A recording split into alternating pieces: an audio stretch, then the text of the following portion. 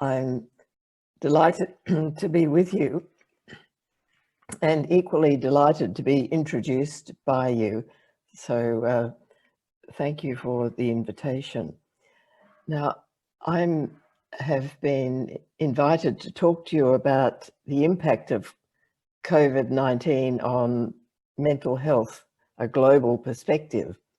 So in order to do that, I'll turn now to a slide presentation and proceed with that. So it's thinking of a global perspective, as we would as well in a national setting, there are a number of things for us to think about. One of them is the impact of people on the global community, and as well as the impact on people living with mental illnesses. There are a number of different considerations. We think in terms of people in the general community, naturally we're thinking about what are the effects of the pandemic in terms of the infection itself, of the restrictions, of all the economic and social problems that we're too familiar with. How are they affecting people's mental health? We're very concerned, I think everybody around the world is very concerned about rising rates of mental disorders, rising rates of suicide, and the effects on young people as well as on older people who are restricted at home, the intergenerational effects, the effects on people who are vulnerable and living in very difficult circumstances, their difficulties made even greater. I think when we think of the general community, in my own country, we have people on temporary visas, people, Indigenous communities, older people living isolated lives in the community, older people receiving support to live in the community. When those supports are withdrawn or lessened, how do they, what their experience? People with chronic illnesses who can't or don't feel comfortable about getting general health care. So I know that we're sharing this growing understanding of the impact on the mental health of people in the general community, the global experience, of course, with local aspects to it. And I thought one of the things I'll spend a moment further talking about, though, is impact on people already living with mental illnesses. How are we managing with that? And what's our responsibility as psychiatrists and mental health professionals? We're also aware of the broader impact on health professionals, whether they be psychiatrists, whether they be primary healthcare doctors or primary healthcare workers, or people in other specialist professions. We know there's a lot of extreme stress. There's also a lot about infection, as well as the combined effect of having to work very long hours to do different types of work sometimes, as well as the fear. So I wanted also to talk to you about the WPA response, and that gives us an opportunity to have some discussion about it later on as well as the ethical and practical considerations for psychiatrists that have been considered by the WPA as well.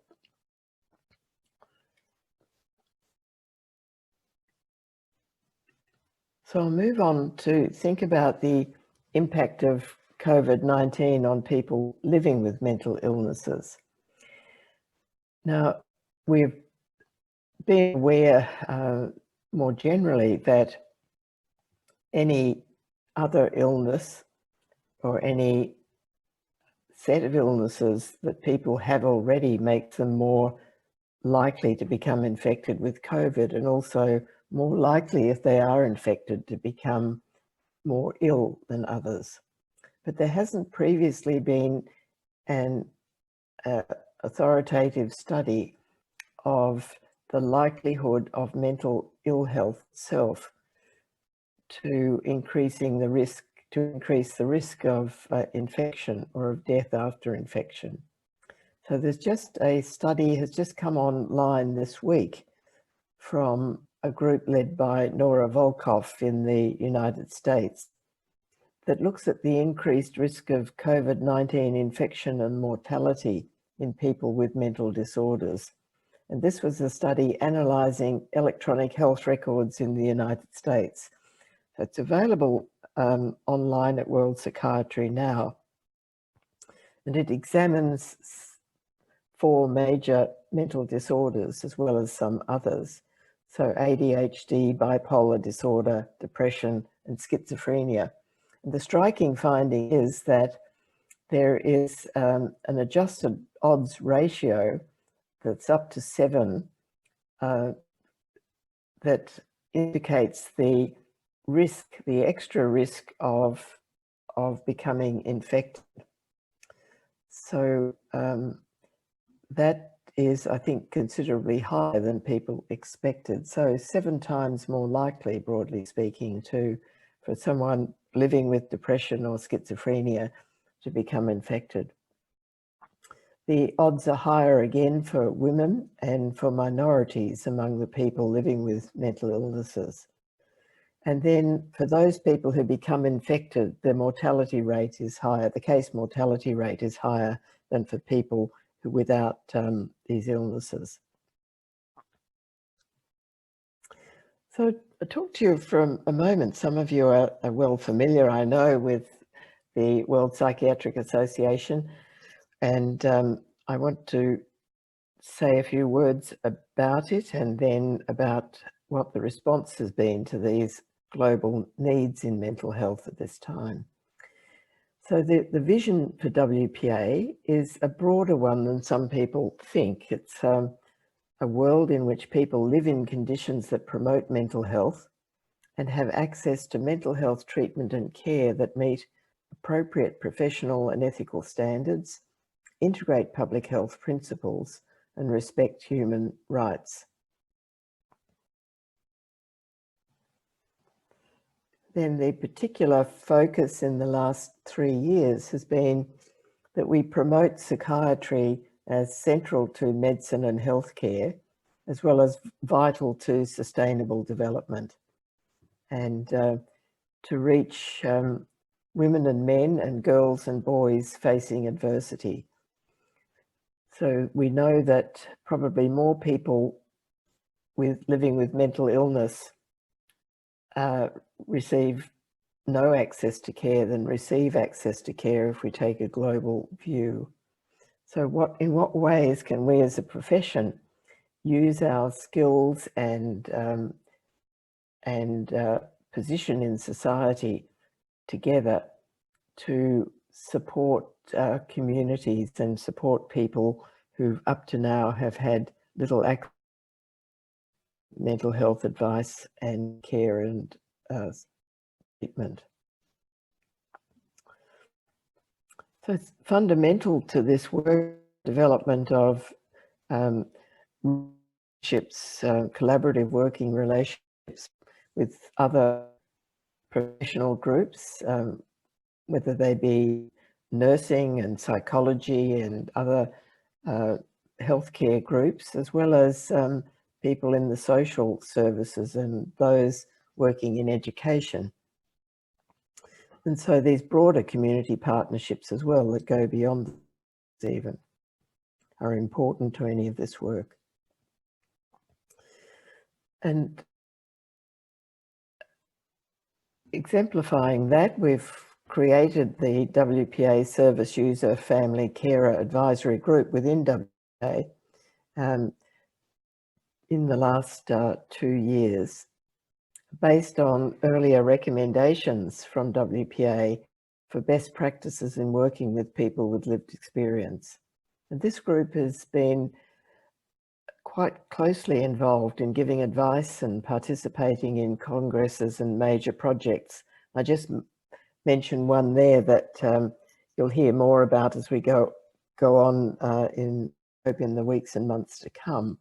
But we've just issued a position statement on supporting alternatives to coercion in mental health care, and we'll be continuing to interact with member societies such as the Kenya Psychiatric Association about it. So turning again to the pandemic, this has certainly been a year that's changed the world. What have we done, and in what way has this, or has it not had some relevance to what you're doing? This would be useful to discuss, think what else might be helpful, or in what way these measures could assist. Well, we've contacted our members fairly extensively to let them know that we'd like to hear about needs and opportunities to work together, to either the member societies to work together or to work centrally with WPA. We've developed a mental health resource library that's available on the homepage of the WPA website. And this is useful because it's one of the, I think one of the few, if the only website that information available in various languages. Whoever would like to send us information in another language, we're putting it up as long as we trust. We regard our member societies, of course, as trusted sources. So we have a lot of information in English from member societies as well as from trusted partners like the World Health Organization, the World Economic Forum and others.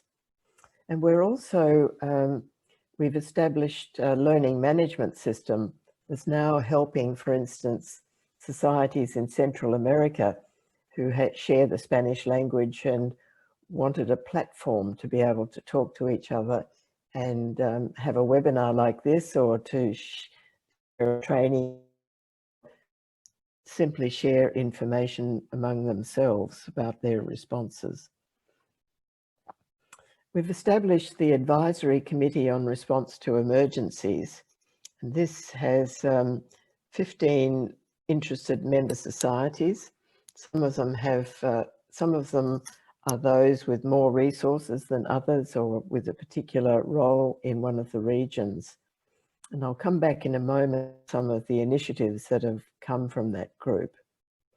And among these is the creation of expert groups, one on e-mental health and one on services for people living through the pandemic. And we'll come back to that as well as to ethical guidelines. Our standing committee on ethics and review has produced a document for member societies and psychiatrists and others to look at, as well as some tools and forums for collaboration through our learning management system and the resource library. So with this advisory committee, we have coordinated support. Some of it's been given directly through an emergency assistance fund established by WPA.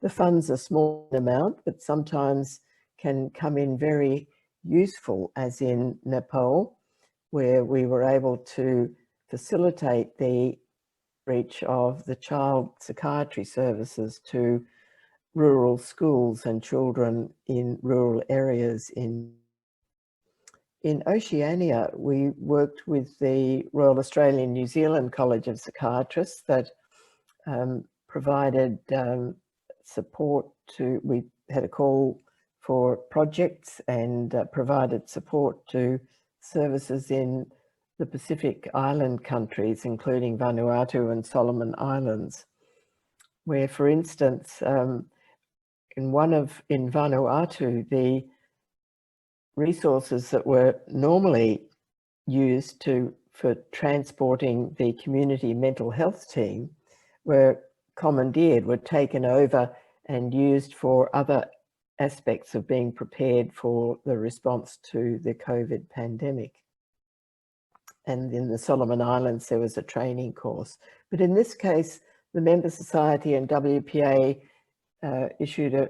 sent a joint grant to these societies, being a signal to the sole practitioners in those places that the global community is with them, as providing that practical support.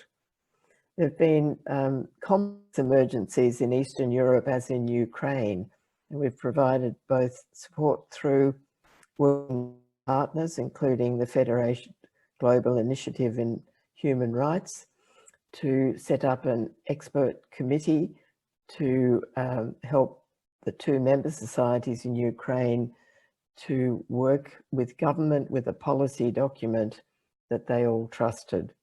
We also provided some interim funding while they were waiting for European funds for personal protective equipment. And we provided that, for instance, through the WPA Emergency Assistance Fund. I've mentioned Central America, and in addition to the information sharing, through the coordination of the Advisory Committee on Response to Emergencies, the American Psychiatric Association and its foundation is organising to send personal protective equipment that people working in those societies didn't have. And we're very keen to reach out to societies in Africa. We're all of us, I think, faced with the problem that during an emergency, he has less time and opportunity than ever before to devote to broader planning and conceptualization. So we're looking for ideas that people can put on 1 page or 2 pages. It's not a long drawn out process, but a quick response if there's a need for a small donation or some in-kind support that another society elsewhere in the world or region could provide. Now we've set up expert groups, one in e-mental health, that's coordinated by Dr. Davor Mucic, and he has an expert group of some of the most forward-thinking people in different parts of the world. And the focus really has been on telepsychiatry, that everybody's doing it, but sometimes people in places where it would be most useful don't have the experience or nor do they have ready advice on how to do this work. And we have set up through a set of guidelines that are in final draft form now, just a 10-page document on important considerations. And the group is running a series of webinars that will begin later this month, that anybody will be advertising it across WPA, but people from any parts of the world can join those. And then we have a group under the leadership of Dr. Wendy Byrne, the immediate past president of the Royal College, that is looking at how services prepare to care for people with mental illness who become ill with COVID. And we've just, as I mentioned earlier, we've been recognising how significant that is, as well as and how important it is to protect people who maybe come into services with mental ill health, to protect them from being infected with COVID as well. So you'll find on the website too a paper called a position paper on psychiatry and the COVID-19 pandemic that considers a number of these broader ethical and practical guidelines in the roles of psychiatrists, how psychiatrists have particular roles and stresses and responsibilities, first in looking after themselves so that they're fit to look after others. And what are the considerations? What are their roles when, say, the director of a hospital says, we need your ward for COVID patients, or we need your transport for emergency care for people with COVID? Of course, everybody has to do unusual things in a pandemic, and we need to make sure in the urgent moments when health services are very stretched, that there may be a need to share, but then it's all too easy, as we know with mental health, for something temporary to become permanent. So how do we work together to make sure that doesn't happen? And then there's a whole set of considerations about the protection of people with mental disorders. What kind of arrangements are made with community teams, with people working in hospitals, the teams themselves, and what advice to give to families, what advice to give to those when people are behaviourally disturbed. How do we manage that? I think these are all matters that it's very helpful in any, of course, you've done that locally, and but then the global group can learn from that as well. So we've just put that up for consideration. So to come towards a conclusion, just to say that responding to these emergencies globally, it's all the time helping us to think about how to be prepared for emergencies that inevitably will continue to occur, if not even at a higher likelihood than before. And this pandemic is a major learning experience for all of us, probably somewhat equivalent in a different way to the tsunami in the Indian Ocean in 2004 that many people remember so vividly. And we believe that with the kind of work that's been happening, the WPA and member societies are becoming better placed than before to support each other and the wider mental health community in future emergencies. I mean, we need to think about the place of mental health in the wider understanding of emergency response, and using the international guidelines promoted by WHO and the major non-government organisations. So the interagency standing committee guidelines on responding in mental health to mental health needs in emergencies. But how do we support each other in supporting that work, and how do we assess the needs and respond to them? And this is altogether changing the way we work and adapt to new technologies. Do we think about